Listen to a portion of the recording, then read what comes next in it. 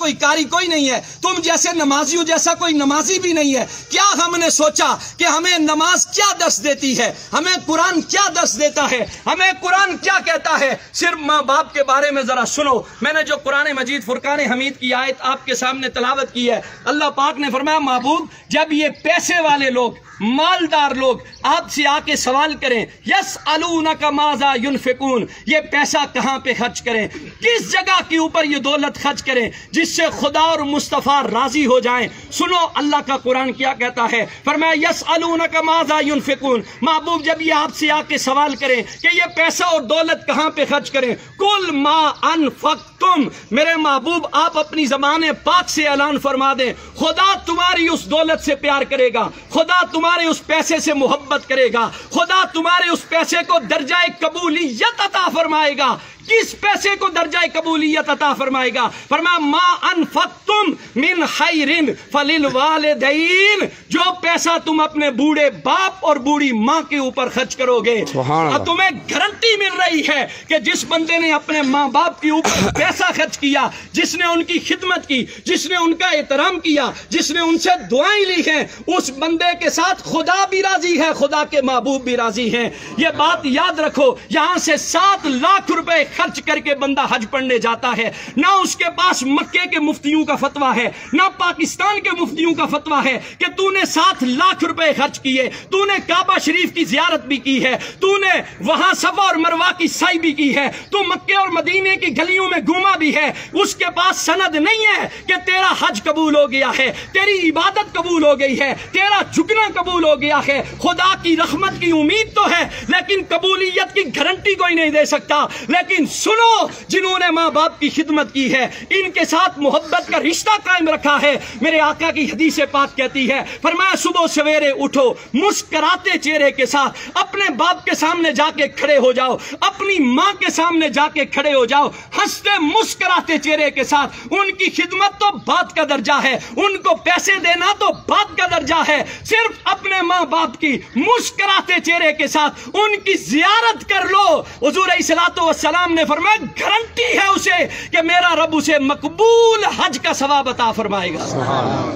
ہم یہاں سے حاجی صاحب بننے کے لیے مکے کی گلیوں میں تو جاتے ہیں، مدینے کی گلیوں میں تو جاتے ہیں، پیسے تو خرچ کرتے ہیں۔ کبھی سوچا تمہارا بوڑھا باپ گھر میں بیٹھا ہوا ہے، کبھی سوچا تمہاری ماں وہ محبت کی نظروں سے تمہیں دیکھ رہی ہے، شاید میرے بیٹے کو زندگی کا گزرا ہوا کوئی لمحہ یاد آ جائے، شاید اسے زندگی کی کوئی بیتی ہوئی یادیں ستائیں کہ میرے باپ نے میرے لیے اتنا کچھ کیا تھا، میری ماں نے لوگوں کے دروازوں کے اوپر جا کر کپڑے دھو کر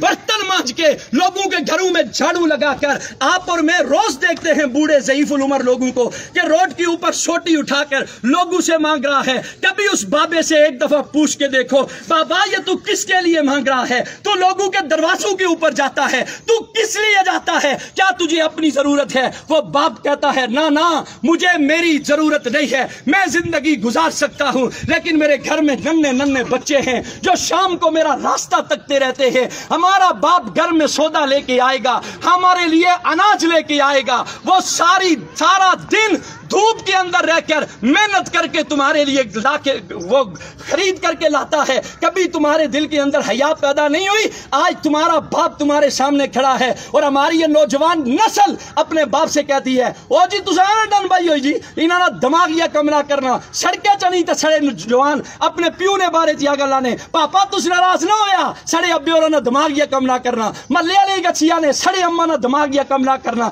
میں حیران ہوتا ہوں ایسی اولاد پر۔ یاد رکھ لو جو قرآن اور حدیث ہمیں پیغام دیتا ہے، خدا کی عزت کی قسم کھا کے کہتا ہوں خدا دولت سے پیار نہیں کرتا۔ جو دولت ماں باپ پہ خرچ نہ کرو، وہ تمہارے سجدے، تمہاری عبادات، تمہاری ریاضات، تمہارا قرآن کی تلاوت کرنا، اگر تمہارے بوڑھے ماں باپ تم سے ناراض ہیں تو یہ بات دل سے نکال دو، خدا تمہارے سجدوں کو قبول کرے گا، خدا تمہاری عبادت کو قبول کرے گا۔ ماں کا تو کیا کہنا میرے بھائی، ماں تو زمانے کی وہ ہستی ہے جسے جسے قرآن نے چاند کہا ہے، ساری کائنات ایک طرف ہے، ماں کی ہستی ایک طرف ہے۔ ماں جیسا تو اللہ نے کائنات کے اندر کسی کو پیدا ہی نہیں کیا ہے۔ وہ ماں جس کے بارے میں ایک شاعر بول کے کہتا ہے، ایک مدت سے میری ماں نہیں سوئی تابش، میں نے فقط ایک بار کہا تھا کہ مجھے ڈر لگتا ہے۔ تابش کہتا ہے میں نے زندگی میں ایک مرتبہ کہا اماں مجھے ڈر لگتا ہے، اس کے بعد میری ماں نے سونا ہی چھوڑ دیا۔ ایک اور شاعر بول کے کہتا ہے، وہ کہتا ہے وہ اس ڈر سے دوپہر کے وقت بچوں کو سلا دیتی ہے،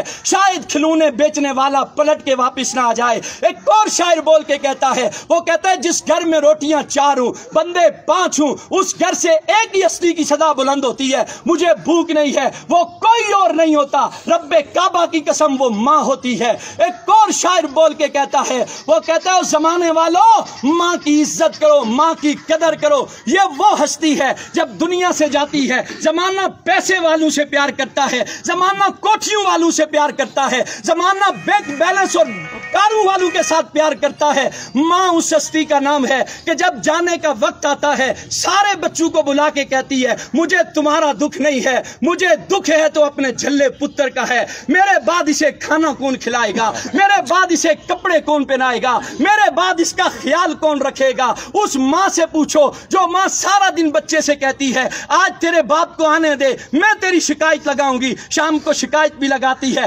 باپ اٹھ کے سوٹی اٹھا کے بچے کو مارنا بھی شروع کرتا ہے، پھر یہ ماں